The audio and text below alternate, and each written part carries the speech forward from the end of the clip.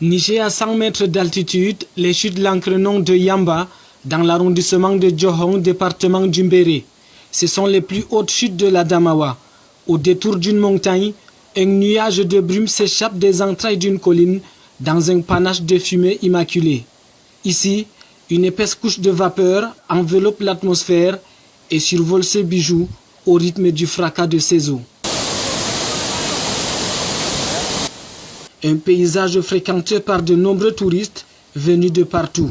Arrivés de Meiganga, ces jeunes ne se lassent pas de cet immense paysage. C'est bien, c'est joli et c'est bien grand. Elle est vraiment formidable. Pour nous, c'est une grande émotion d'avoir ces pareilles choses chez nous.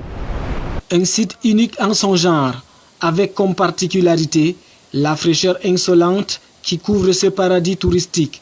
Le bruit assourdissant de ces vagues résonne comme une mélodie. Pour la première fois quand j'étais venu ici, j'avais même les vertiges, puisque c'était ma première fois de voir ce miracle que Dieu nous a donné dans le Mbéré. Par petits groupes, des visiteurs ne se lassent presque jamais d'admirer cette merveille à la fois gigantesque et captivante dont la magie est restée intacte au fil des ans. Des selfies pour immortaliser ces moments de pur bonheur, le temps d'une visite. Nous sommes ici actuellement et c'est comme s'il pleuvait. On a un peu de gouttes de pluie là, c'est comme si c'était la pluie.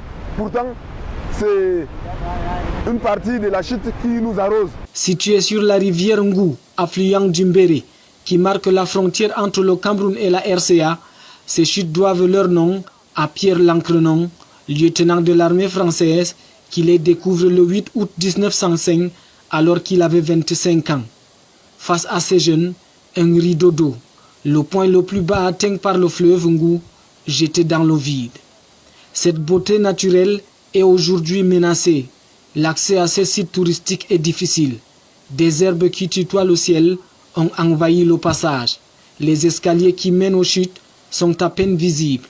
Les initiatives pour sortir ces bijoux de l'anonymat n'aboutissent presque jamais. Ces chutes-là, ça a envie d'être développé. Vraiment que ça ne finisse pas à ce niveau. La commune a quand même pu mettre les escaliers, mais ça ne suffit pas. Il faut que l'État pense à nous ajouter encore certaines choses. Il se raconte que Lancrenon est un site de croyances ancestrales et de divines superstitions. Selon la légende, ces eaux nettoient les malheurs. Destination incontournable, les chutes de Lancrenon font rêver. Tout visiteur succombe à ce charme éternel.